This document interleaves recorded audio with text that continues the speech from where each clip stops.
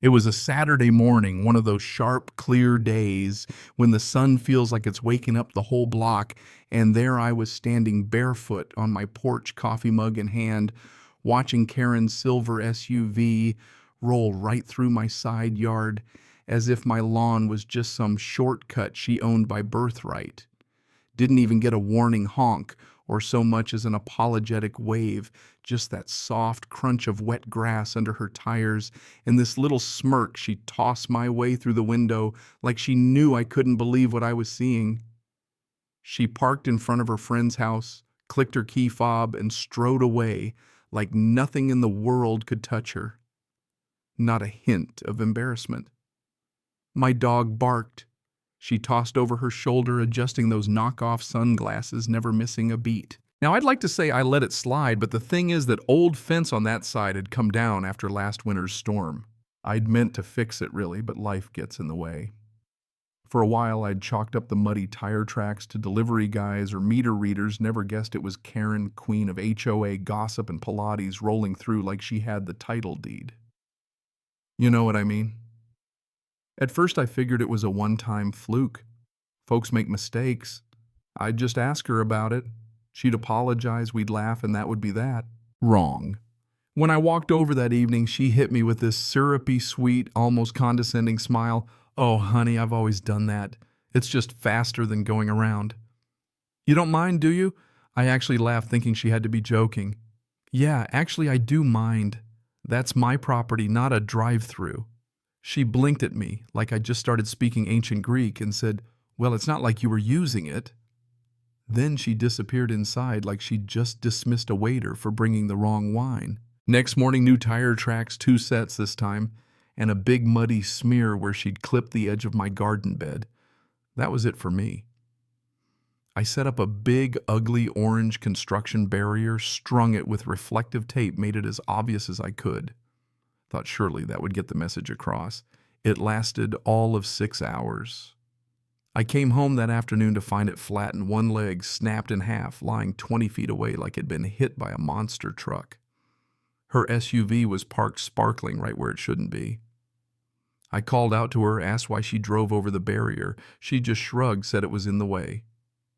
You ever met someone so entitled you run out of words? I called the sheriff's non-emergency line.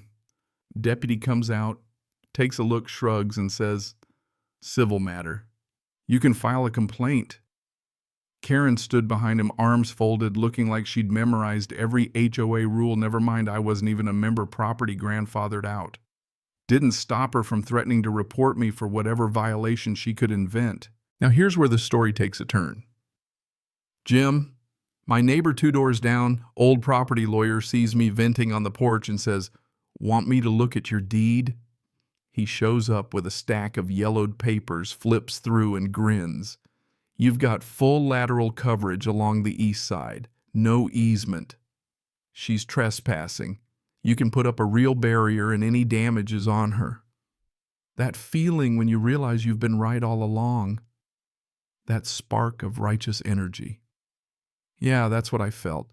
So I went all in. Filed a property line notice, put up new fence posts with bright yellow stakes every 5 feet, even little reflective flags. This wasn't a fence anymore, it was a declaration. The next weekend I watched her roll up, squint at the flags, and then with zero hesitation drive straight through. Snapped one of the new posts right off. She got out furious, yelling that I was harassing her and blocking the only way to her friend's house.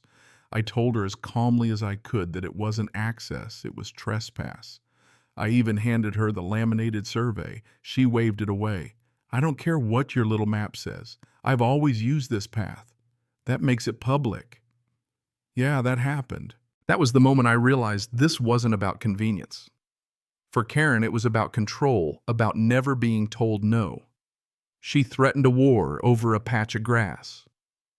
Lucky for me, Jim stepped out with a camera and a smile. She shrieked about privacy, but I told her, "You lost that when you drove through my yard."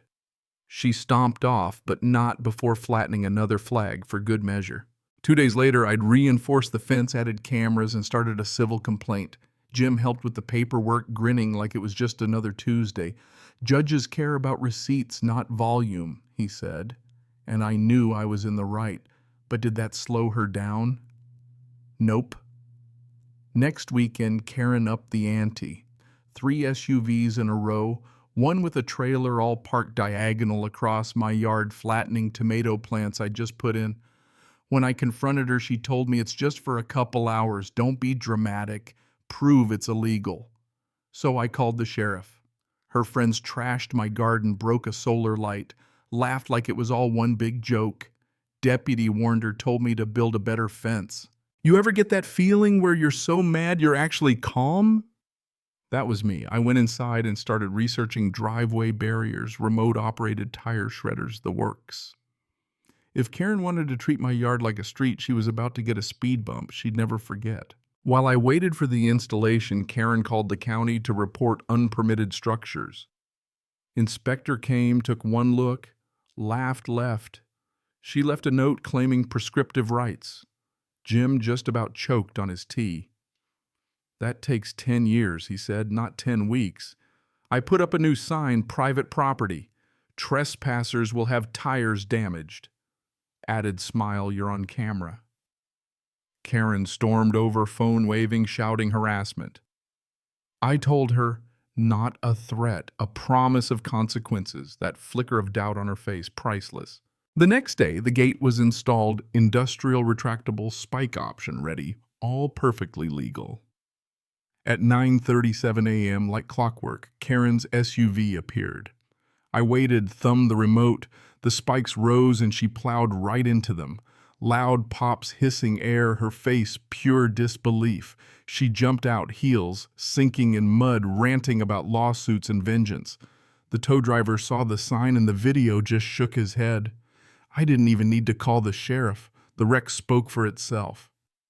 Karen vanished for 2 days after that, the neighborhood whispering like it was waiting for the next shoe to drop. You'd think it'd be over, but Karen regrouped. Letter from the HOA, even though I'm not a member, about aggressive deterrence. Jim and I sent a polite reply with the relevant legal exemption highlighted. A few days later, Karen showed up with 2 HOA board ladies pointing at my gate like it was a war crime. I offered them coffee, showed the footage, they left without comment. Next thing I know, Susan from across the street tells me Karen's spreading rumors about poisoned grass and chemical warfare. I laughed so hard I nearly dropped the pie Susan brought as a peace offering. Enough was enough. I made flyers, maps, deeds, surveillance, screenshots, a polite explanation of the legal boundaries, and put one in every mailbox. Most people didn't say much, but one neighbor sent a thank you note about how Karen once tried to make him cut his tree for sunset rights. For a few blissful days, things were quiet. No more tire tracks, no more parties. And then one morning I caught Karen, garden rake in hand, trying to pry off a warning sign. I pointed at the camera, called the sheriff, who issued her a citation for vandalism. That plus the civil case seemed to finally do the trick.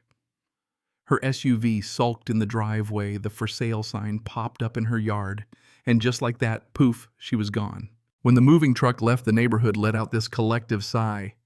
Coffee with Jim tasted sweeter.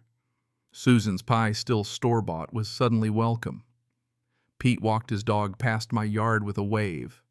I planted new tomatoes, hung a little sign, private property shortcut closed, wildflower restoration zone. And wouldn't you know it, the world didn't end. The mountain didn't crumble, and peace, actual honest peace, settled over my porch. If there's a lesson here, maybe it's this: boundaries matter. And sometimes you have to defend them, not out of spite, but out of respect for yourself and your community. So tell me, after all that, where do you stand? Was I right to push back, or did I take it too far? Drop your take below. Because in every neighborhood, justice isn't always black and white, and sometimes the grass really is greener on the other side of the line.